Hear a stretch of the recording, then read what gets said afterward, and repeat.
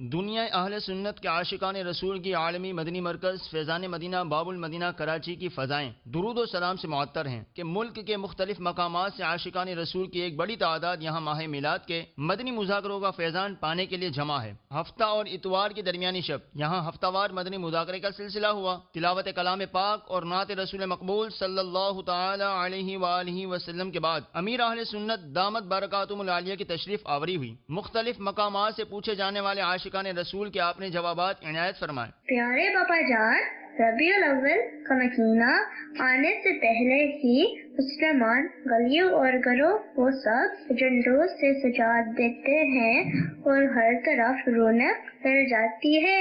امیر اہل سنت یہ ارشاد فرمائے کہ یا ربیع الاول کی آمد پر خوشی منانے سے ثواب ملتا ہے۔ بے شک ثواب ملتا ہے۔ جو بھی خوشی کا لمحہ آتا ہے جائز ہو اور اللہ کی رضا کے لیے بندہ خوشی ظاہر کرے، ثواب تو ملے گا۔ مثلا آپ کو مدینے کا ویزا لگ جائے، کیا آپ مطلب یعنی کہ وہ جس طرح میت کا غم کرتے ہیں غم کریں گے یا خوش ہوں گے؟ آپ کی خوشی کو روک ہی نہیں سکتا کوئی، اتنی خوشی ہوگی۔ کوئی مارے گا تب بھی آپ کی خوشی دل سے نہیں نکلے گی کہ تو یار مار لے، میں تو مدینے جا رہا ہوں، تم چلو نہ چلو میں مدینے چلا۔ تو جب مدینے کے ویزے کی خوشی کا یہ عالم ہے تو جس نسبت سے ہم مدینے جا رہے ہیں اس مدینے والے کے دنیا میں تشریف لانے کی خوشی کتنی ہوگی۔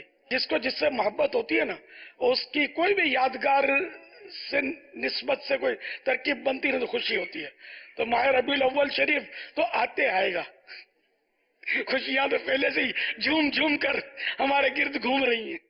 دینر جتماع پاک ہو چھے ڈھاکتے، تین دینر جتماع پاک ہو چھے ڈھاکتے۔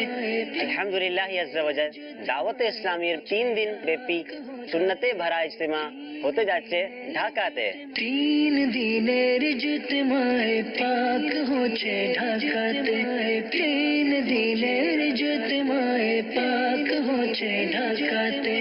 3, 4, 5 জানুয়ারি 2018 বুধবার, বৃহস্পতিবার এবং শুক্রবার। ঢাকাতে তিন দিনের জুতমায় পাক হচ্ছে ঢাকাতে,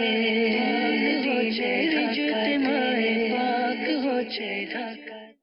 اللہ کرے کہ یہ کامیاب رہے اور جو شریک ہو بے حساب بخشا جائے۔ ارے واہ!